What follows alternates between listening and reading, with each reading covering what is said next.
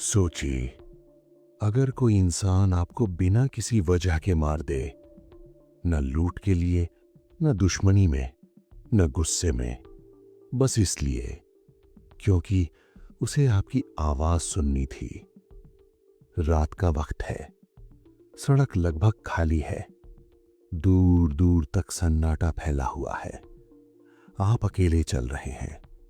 आपकी चाल तेज है क्योंकि घर जल्दी पहुंचना चाहते हैं। तभी आपकी नजर सड़क के किनारे पड़े एक कंबल पर जाती है। पहले पल में आप ध्यान नहीं देते। आप सोचते हैं शायद कोई पुराना कंबल होगा या किसी ने बेकार सामान ढक रखा होगा। आप आगे बढ़ते हैं, लेकिन जैसे ही आप उस कंबल के पास पहुंचते हैं, वो कंबल हिलता है।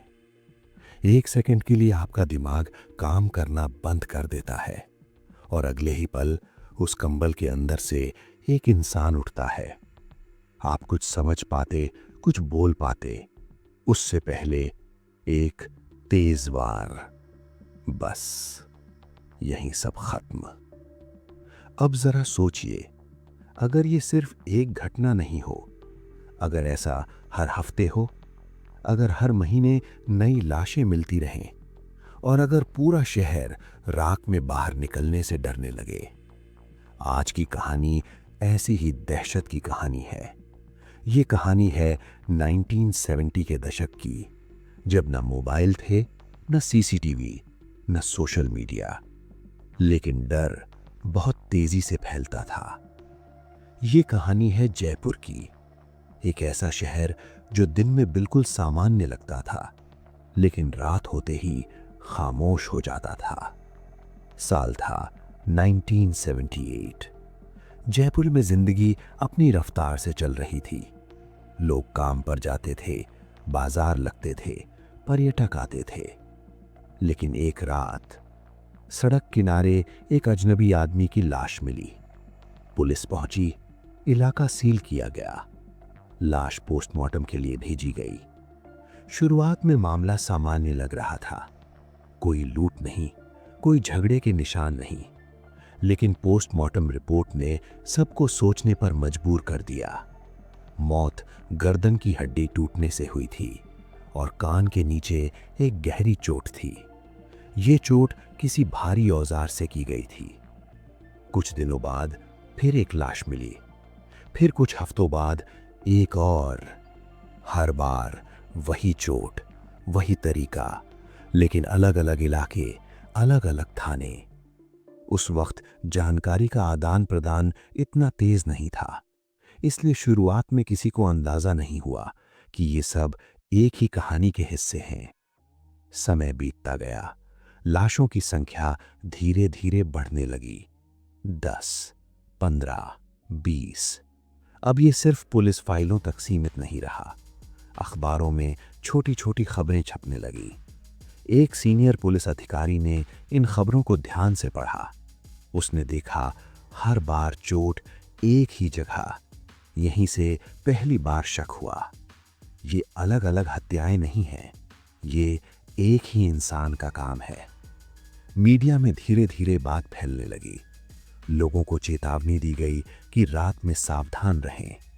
कुछ अखबारों ने उस अनजान हमलावर को एक नाम दे दिया, कनपटी मार। नाम सुनते ही लोगों के दिल बैठने लगे। इसी दौरान कुछ लोग ऐसे भी सामने आए जो हमले से बच गए थे। उनकी बातें और ज्यादा डराने वाली थीं।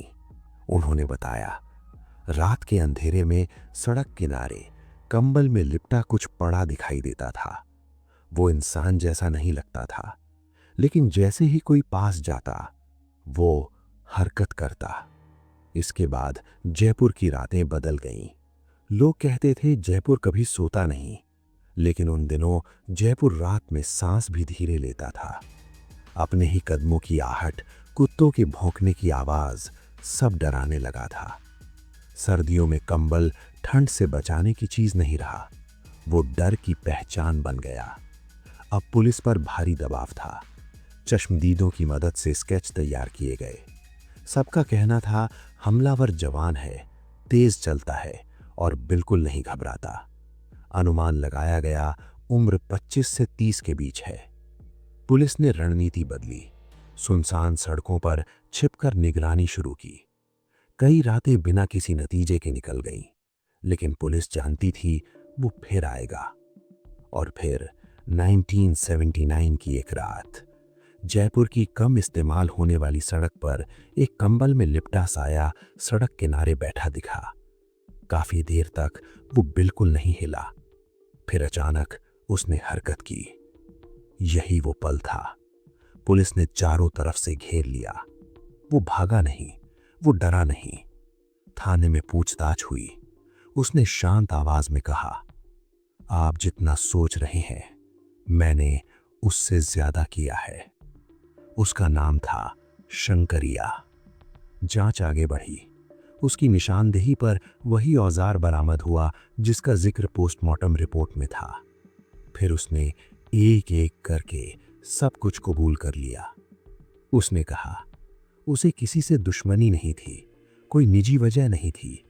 उसे सिर्फ लोगों की आवाजें सुनना पसंद था और यही उसकी सबसे बड़ी बीमारी थी।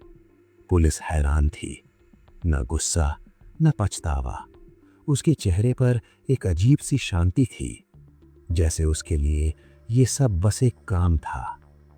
70 मामलों में से 63 में मजबूत सबूत मिले। मुकदमा तेजी से चला। अदालतों ने एक के बाद एक फैसले सुनाए। दया याचिका भी नामंजूर हुई। 16 मई 1979 जयपुर सेंट्रल जेल। उस अध्याय का अंत हुआ, लेकिन सवाल अब भी जिंदा है। हर अपराध के पीछे हमेशा नफरत या बदला नहीं होता। कभी कभी अनदेखी मानसिक समस्याएं समाज के लिए सबसे बड़ा खतरा बन जाती हैं। गणपति मार ने जयपुर की सड़कों को नहीं, लोगों के दिमाग को घायल किया था।